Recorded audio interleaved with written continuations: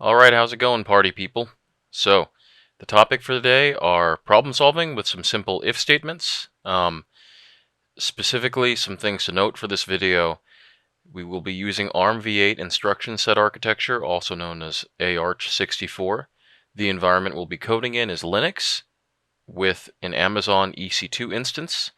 And something to note, all the variables will be global, no local variables as of yet, but something we'll cover in a later video. The two examples I plan to cover today: how to rectify an integer being below 0, that is to correct it to like a value of 0, and a second example, if some other variable is below 0, to change its sign. Let's get started. So this is our first example here, a pretty simple main function that is just implementing a code snippet just for the sake of an example. Definitely not doing anything that you'd see in a real environment, but mostly just an exercise to see what happens when we handle some if statements. So if I is less than 0, set I to be equal to 0, also called rectifying the value so that it doesn't have negative values, and then to return 0. Let's start coding this thing up in ARM. Alright, so we're going to go ahead and create the file as example1.s. I prefer to use Vim. Let's go ahead and create our global variables. So that's .data, align to, the word size with ARMv8 is 64 bits, and this linker directive just informs the compiler that it should align every word according to 64 bits. We'll create a global variable for I. It's just a word, so these two instructions are equivalent to int I is equal to 0, basically. And we'll move on here. So the next part is going to be instructions. We declare it as a text section, and we'll declare a global variable for main. That's our main function. And there you have it. That's the start of our main. So let's start coding now. So remember that that all variables, whether they're an array or a scalar, have to be dereferenced. So what we're going to do here is we're going to set x0 to point to some pointer, and we're going to dereference it. Note here that I'm using different registers. We'll come back and try to optimize stuff in a bit. All right. So we've now dereferenced I, and x0 is pointing to I. W1 contains the value of I. Note the difference here. An integer is a word. We declared it as a word. So you have to be careful here to make sure to dereference it into a W-sized register, or in the addressing mode for W, unlike the X here. Okay, remember that X is for long ints and pointers, W's for integers. All right. So as far as the comparison operator goes, we have to issue a CMP command with 2 operands, the first argument being the left-hand side, and the second argument being the right-hand side. So that is CMP W1 0. So we're comparing I to 0, and the actual conditional that happens as a result of that is the instruction that follows after the CMP command. So we want to check and see at the C level if it was less than 0. So what I'm going to do here is I'm going to invert the conditional so that the fall through slot contains the if block. This is just so that the code looks natural to us and flows from top to bottom. So if it was less than 0, inverting that would be greater than or equal to 0. So we would want BGE, and you put the label here for where it should jump after it's done. So we'll just call it done, basically. And then that'll be down here. So now what happens in this just below the BGE should be our if block. So according to our example, we wanted to set I to be equal to 0. So I'm going to show you how to do this the long way. So basically, if you ever had a variable, you would need to load, modify, and store in a load store architecture. So that would be LDR W1 X0.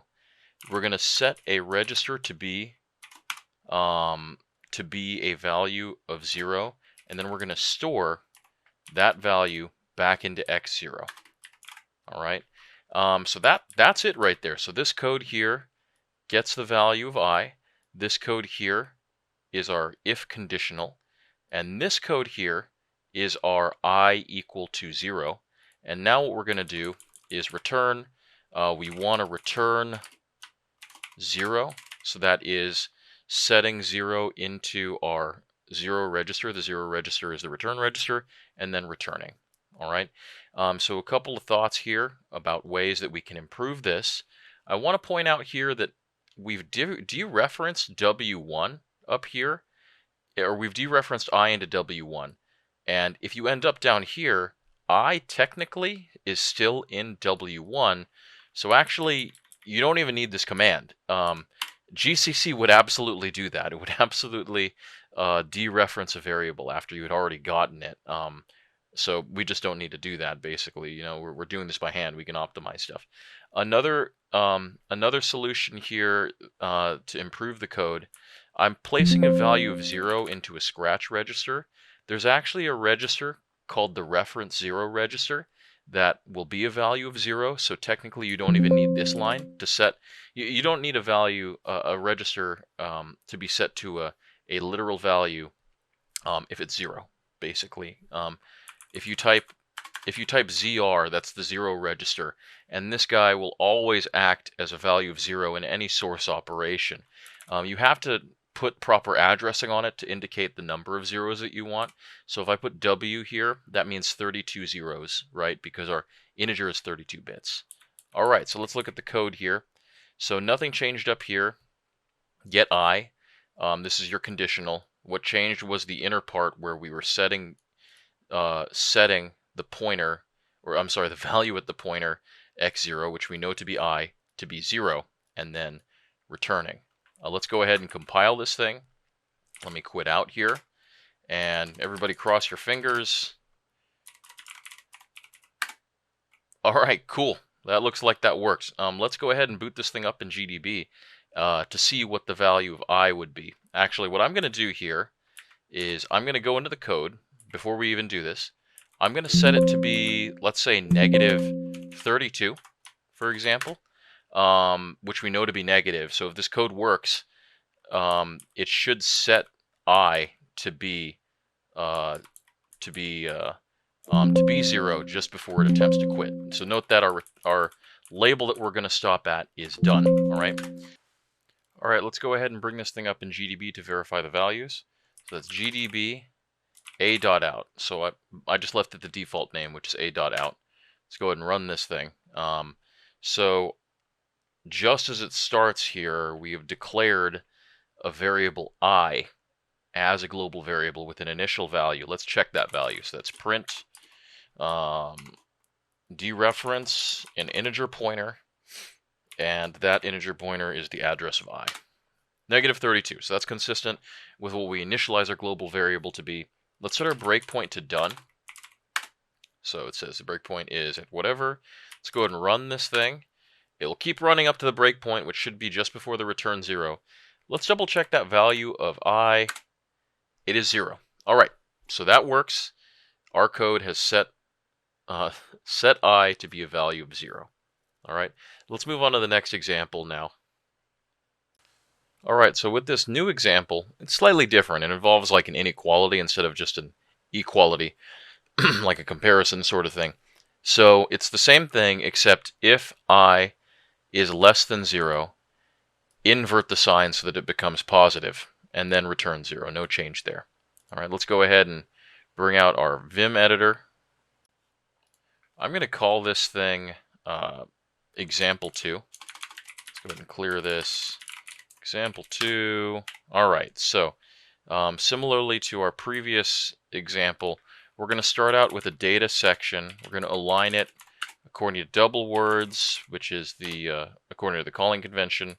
We're going to initialize a global variable. Let's initialize it to a negative value, like -16, just so that we can make sure that it works with GDB at a later point. For this next section, it's a text section. We're going to declare a global main function. What should we do? Same thing that we did last time. We need to set a pointer to be the address of I. Then we need to dereference I into a register. And then, so that's I.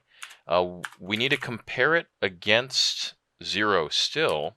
So that'd be 0, number 0, or W0 against number 0 here. And we're going to check if it is, so let's think about that.